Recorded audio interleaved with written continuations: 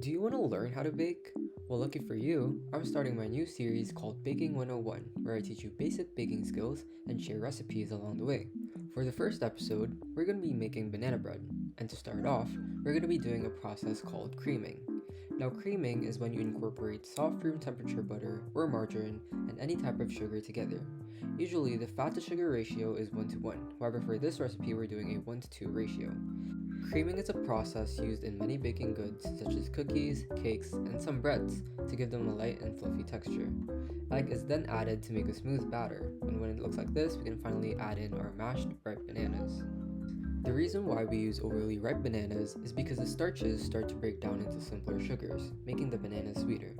Now we're moving on to our dry ingredients. We're going to add them all together and sift them using a strainer. There's two techniques that are commonly used. The first one is more efficient, and it is when you use your spoon to swirl the ingredients inside around.